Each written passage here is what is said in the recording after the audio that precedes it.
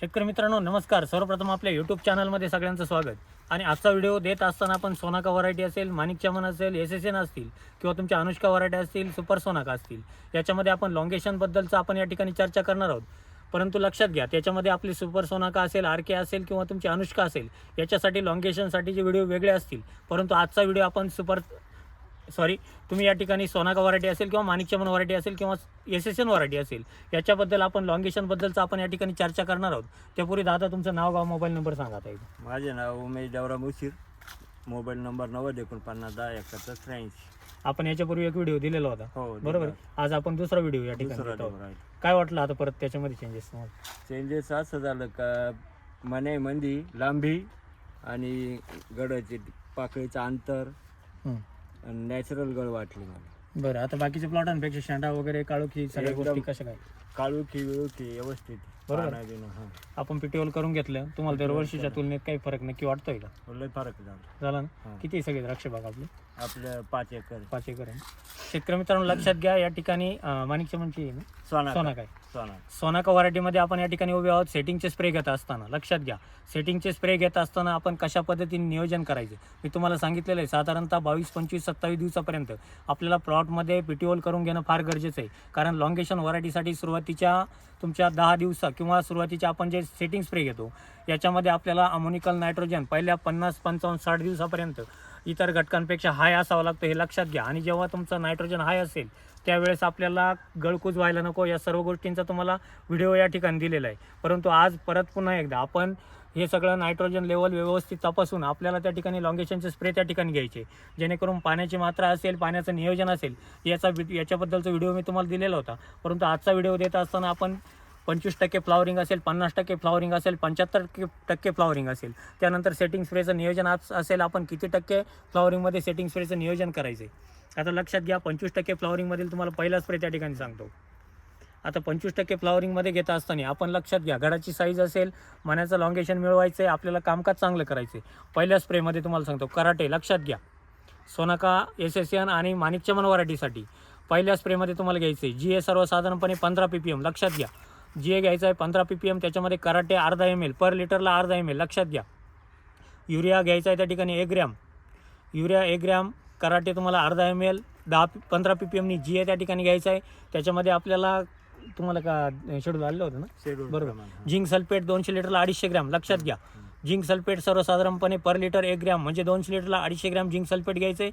Boric acid 100 gram त्या ठिकाणी घ्यायचं आहे. आपल्या प्रॅक्टिसने लॉंगेशनचे बरेचसे मॉलिक्यूल आपल्याला मार्केटमध्ये मिळतात, त्यानुसार आपल्याला त्याच्यामध्ये वापर करून घ्यायचा. लक्षात घ्या, त्याच्यामध्ये तुमचं प्रोलॉंग असेल, सुपर लॉंग असेल किंवा तुमचं कॅप्सूल सुपर प्लस असेल, याच्यापैकी तुम्ही कुठलाही एक मॉलिक्यूल आपण त्या ठिकाणी वापरून घ्यायचे, जेणेकरून आपल्याला लॉंगेशन त्या ठिकाणी चांगलं मिळेल. लक्षात घ्या, आणि लॉंगेशन मिळवत असताना आपण हा पहिला स्प्रे 25% फ्लॉवरिंगला घ्यायचा आहे. त्याच्यामध्ये आपल्याला आतमध्ये तुम्हाला थ्रिप्ससाठी एक आबासीन 200 लिटरला 100 ml. लक्षात घ्या, आबासीन 200 लिटरला 100 ml, एम्पायर प्लस 200 लिटरला 400 मिली, ही एक फवारणी आपल्याला त्या ठिकाणी काढून घ्यायची. त्यानंतर आपण दुसरा स्प्रे आपल्याला 50% फ्लॉवरिंगला त्या ठिकाणी घ्यायचा आहे. 50% फ्लॉवरिंगला स्प्रे घेत असताना आपल्याला दुसरा स्प्रे साधारणतः 15 ppm GA. लक्षात घ्या, zinc sulphate 200 लिटरला 250 gram, boric acid 100 gram, त्याच्यामध्ये आपण ज्या पद्धतीने सांगतोय कराटे अर्धा ml. लक्षात घ्या, आणि युरिया 1 ग्रॅम, ही एक दुसरी फवारणी आपल्याला त्या ठिकाणी देऊन घ्यायची. आणि तिसरी फवारणी देत असताना आपल्याला सर्वसाधारणपणे 75% फ्लॉवरिंग असताना आपल्याला त्या ठिकाणी 20 ppmनी GA घ्यायचं आहे. लक्षात घ्या, 20 ppmनी GA त्या ठिकाणी घ्यायचं आहे. त्याच्यामध्ये परत एकदा तुम्हाला चिलेटेड झिंक 100 ग्रॅम. लक्षात घ्या, चिलेटेड कॅल्शियम असेल किंवा ZNB असेल, ते आपल्याला त्या ठिकाणी 200 लिटरला 250 ग्रॅम चिलेटेड कॅल्शियम घेत असाल, 200 लिटरला 100 ग्रॅम या प्रमाणात आपल्याला घ्यायचं आहे. त्याच्यामध्ये तुम्हाला झिंक झालेलं आहे, तुमचं कॅल्शियम झालेलं आहे, त्याच्यामध्ये बोरिक ॲसिड 100 ग्रॅम घ्यायचं आहे. लक्षात घ्या, या पद्धतीचा स्प्रे. त्याच्यामध्ये युरिया आपल्याला 1 ग्रॅमनी घ्यायचा आहे, म्हणजे साधारणतः 200 लिटरला 200 ग्रॅम युरिया त्या ठिकाणी घ्यायचा आहे. आणि आपल्याला उलटा पालटा स्प्रे आपल्याला त्या ठिकाणी देऊन घ्यायचा आहे. तुम्ही हे तीन स्प्रे जर तुम्ही कंपल्सरी काढले तर लॉंगेशनला कुठलीही अडचण त्या ठिकाणी येणार नाही. त्यानंतर आपल्याला प्रॉपर, लक्षात घ्या, सेटिंग स्प्रे कधी घ्यायचा आहे. प्रॉपर सेटिंग स्प्रे घेत असताना आपली 90% फ्लॉवरिंग, म्हणजे ही जी स्टेज आहे, आज तुम्ही लक्षात घ्या, जवळून जर बघितली तर सर्वसाधारणपणे मनी जवळजवळ 90 ते 95% आपली पासिंग त्या ठिकाणी झालेली.